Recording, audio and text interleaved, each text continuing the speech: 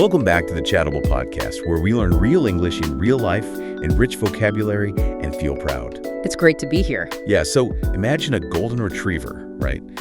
Pulling itself out of a freezing river, heavy water, just flying everywhere. Oh yeah, getting everything soaked. Exactly.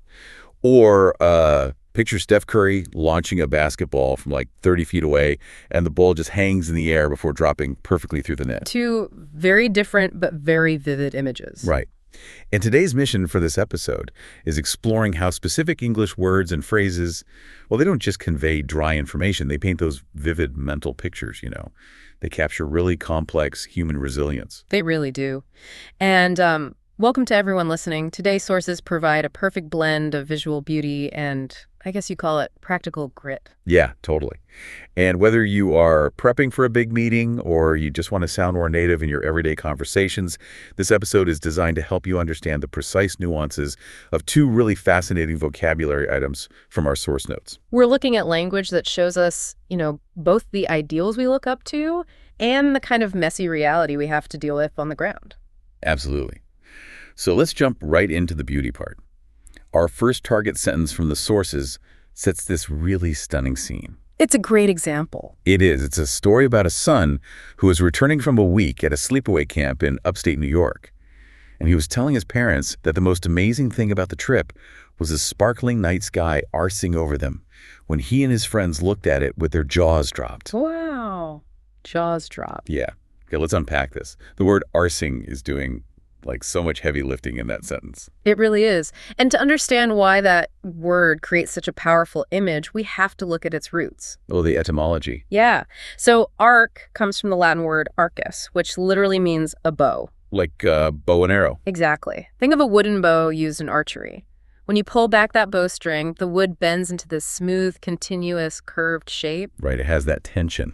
Yes, it holds tension, but it does so with perfect structural grace. It's very intentional.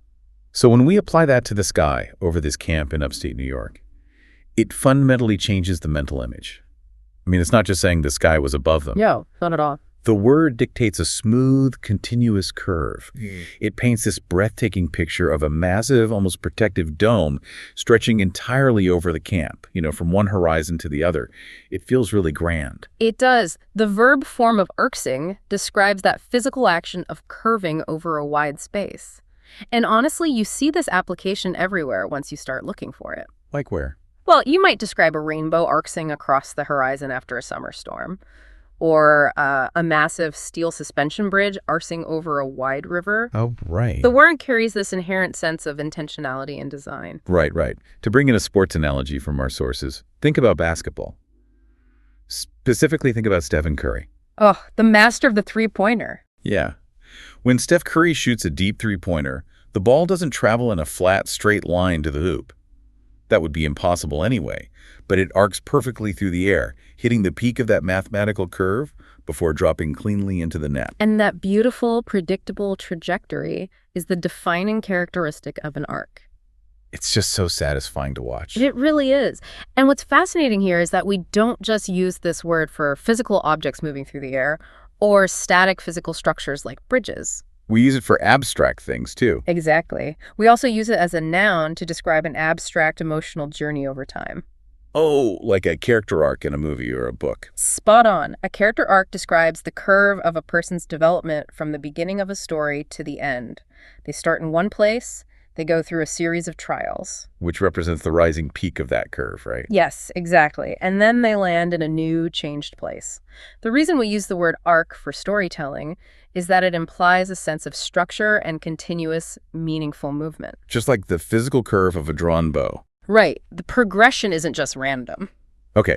Well, let me push back a little here to make sure we're getting the boundaries right, because I want to be sure you, listening at home, really get how to use this. Yeah. Can I use this for literally any movement through the air? No, definitely not. Wait, what if I'm an international student and I'm flying from London to Miami? Am I arsing across the Atlantic Ocean? Technically the Earth is a sphere, so my flight path on a globe is a curve. That brings up a crucial distinction between geometric reality and, linguistic perception. Okay, lay it on me. The answer is a definitive no. You are not arsing across the Atlantic. Well. Sorry to burst your bubble. But from the passenger's perspective, that plane is flying in a straight, steady 6-hour slog. Arc must never be used for paths or objects that are jagged, chaotic, or perceived as completely straight. Got it. So the word requires the visual or emotional perception of a graceful curve. Yes. You have to save it exclusively for elegant, smooth trajectories. If a path is erratic, like, I don't know, a fly buzzing around a room. Yeah, that's definitely not an arc. Right. And if it's a direct, unbending line, like a laser beam, it's not an arc either. The word demands elegance. Elegance, I like that. So an arc represents a smooth, beautiful, and predictable trajectory. But, I mean, let's be real. Real life rarely follows such a perfect curve. That is very true. Sometimes you're on that smooth trajectory and you experience a sudden drop. You hit an unexpected obstacle or you take an unfair bump. The elegant curve is just, boom, broken. It happens to all of us. It does. So how do you recover when your smooth trajectory is interrupted? Well, according to our sources, you have to shake it off. Ah, yes. And that introduces a completely different kind of imagery. We move from the graceful to the gritty. We really do. The target sentence for this second phrase comes from a real-world political example in our notes. And just to be crystal clear to you listening, we are simply reporting the text here impartially. Right, no sides being taken. Exactly, we're just looking at the language. So the source notes that when oil prices shot up shortly into the Iran airstrikes, the president dismissed the price hike as just a temporary byproduct of the military campaign. He told the American people to shake it off. Yeah, and using that phrase in a macro global economic context reveals a lot about how the speaker wants the audience to perceive the problem. Here's where it gets really interesting. Because the origins of this phrase, shake it off, are highly physical. Just like arc goes back to the physical wooden bow. Right. Shake off has incredibly vivid visual roots, too. The source material paints two very clear pictures to help us understand this visceral metaphor. First, go back to that golden retriever climbing out of a river. The wet dog. The wet dog.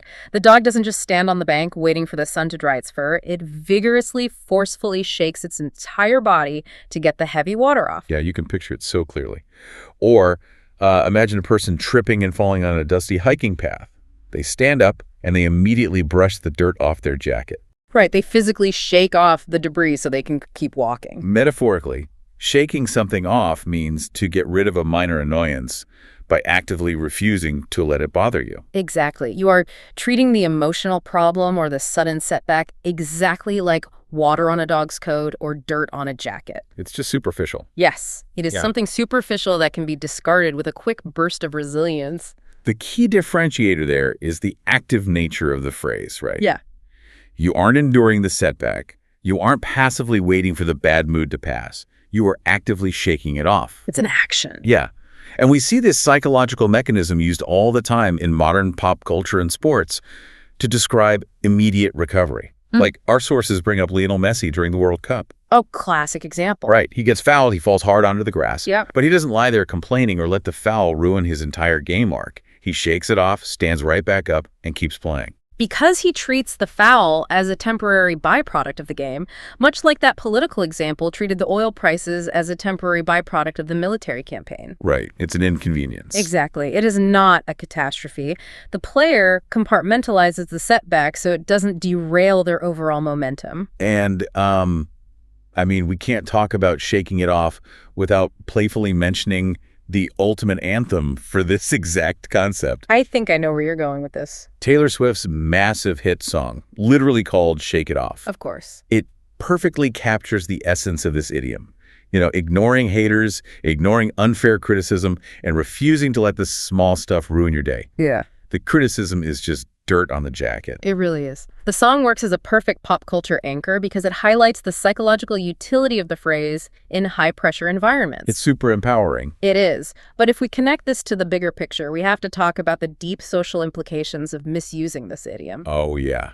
The boundaries here are incredibly rigid, and crossing them causes real harm. Very much so. So this isn't a one-size-fits-all piece of advice for literally any bad situation. No, absolutely not. There is a real danger of misuse here. You must never use this phrase when dealing with serious tragedies, major medical crises, or deep emotional trauma. Oh, wow. Yeah, that makes sense. If a friend comes to you grieving the sudden loss of a loved one, or if a university student confides in you that they are battling severe clinical depression, Telling them to simply shake it off is considered incredibly cold. Oof. Yeah, that would be terrible. It is deeply dismissive, and frankly, it is rude. Right, because you're treating their profound, life-altering trauma like it's just a bit of dust on a jacket. Exactly. You are demanding a quick, superficial reset for something that fundamentally changes a person. It minimizes their pain. This phrase is strictly entirely reserved for minor setbacks. Okay, minor only. Yes. A bad grade on a pop quiz, a rude comment from a stranger on the subway, a physical foul on the soccer pitch. Those are things you can shake off. But not the big stuff. No. Deep grief and severe depression require sustained support, therapy, and time. They cannot be shaken off. So what does this all mean?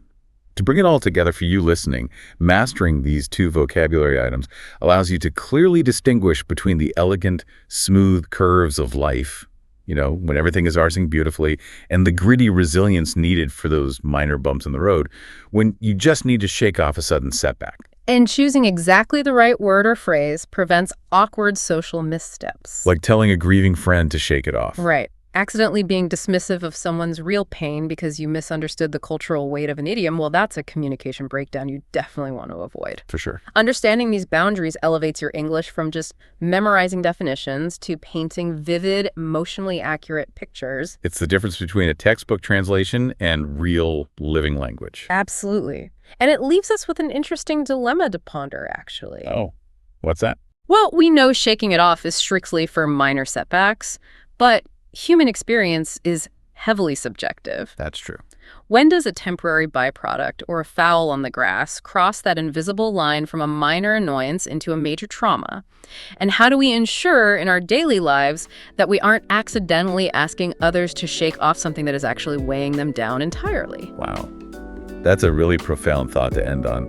Thank you so much for tuning into this episode. We hope you take these words, use them to paint your own vivid pictures, and keep feeling proud of your progress. Keep learning, keep listening, and we'll catch you next time on the podcast.